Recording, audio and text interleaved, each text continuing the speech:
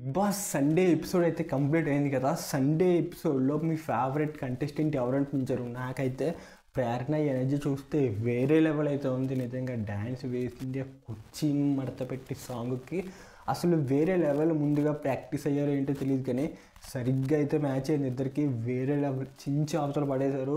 And సాంగ్స్లో చాలా యాక్టివ్గా ఏంటో ఎందుకో ప్రేరణ ఫేవరెట్ కంటెస్టెంట్గా మారింది ఈ వీక్. ఈ ప్రభావతి 2.4 వచ్చిన తర్వాత యస్మి ఒకరు, ప్రేరణ ఒకరు. బట్ ప్రేరణ నేను ఆడిన ఆట అంటే అందులో డ్యాన్స్లో కానీ పిచ్చగా నచ్చింది.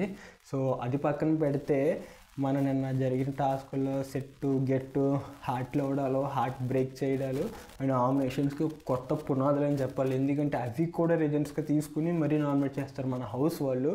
సో నిన్నటి ఎపిసోడ్ మీకు ఎలా అనిపించింది సండే ఎపిసోడ్?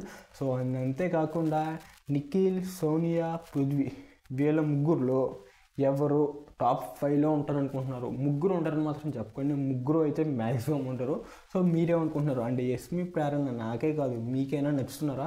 ఎందుకంటే ఫస్ట్ 2 వీక్స్ వాళ్ళ ఆట, వాళ్ళ తీరు అసలు నచ్చలేదు. నేను ఫ్రాంక్గా కూడా చెప్పాను అసలు వాళ్ళు ఏంటి అంత దారుణంగా ఉన్నారని చెప్పి.